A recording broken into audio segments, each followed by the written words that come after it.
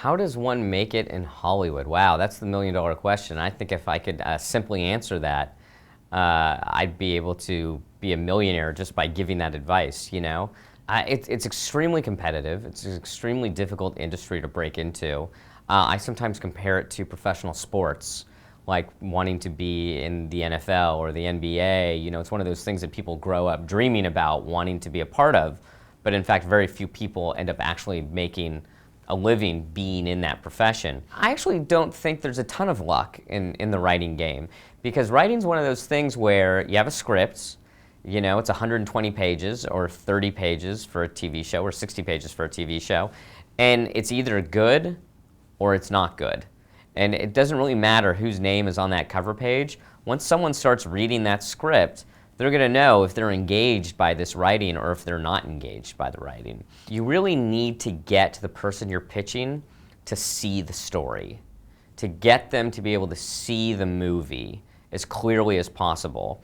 And sometimes that means being extremely detailed, and sometimes it's a matter of having specific details that take them into the world of it, and then having sort of more of a general discussion than having the entire thing, you know, beat it out moment for moment. So it varies from project to project, but definitely the ultimate goal is to do whatever you can to get the person as immersed in the story as possible. The first pitch I ever sold was the pitch for Recount, and that was a very long pitch. It was 35 minutes long, but I really wanted them to understand all of the multi-dimensional facets to the story of the Florida Recount. So I opened the pitch with a replica of the butterfly ballot. And I said, we opened the movie on this, and I set the butterfly ballot down.